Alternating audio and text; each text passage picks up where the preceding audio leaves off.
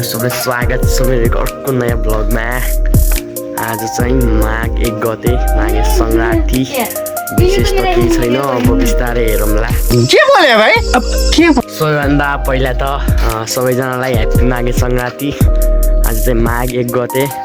विशेष गरी थारू समुदायहरूकोमा हुन्छ, धुमधामका साथ हुन्छ। अब हामी पहाडीहरूकोमा त त्यति खास हुन्न, तैपनि पहाडमा चाहिँ धेरै हुन्छ। मुढा पोल्ने अनि लगायत तौड खाने, बुक्या रोटी खाने हुन्छ।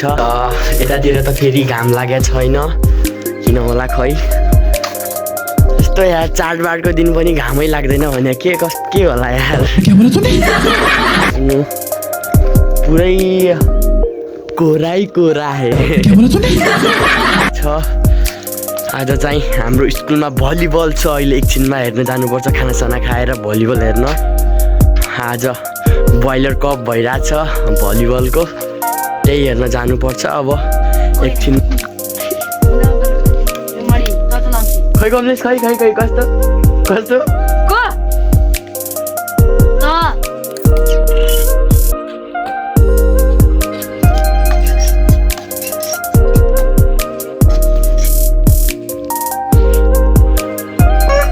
यहाँसम्म हेर्दै हुनुहुन्छ भने लाइक सब्सक्राइब गर्नु होला।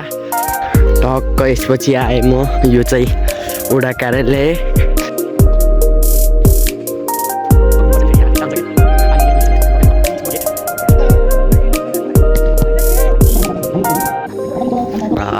यो चाहिँ अर्को दिन हो।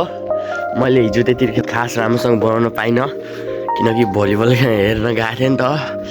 फलो सब्सक्राइब गर्न नबिर्सिनु होला। Thanks for watching, by.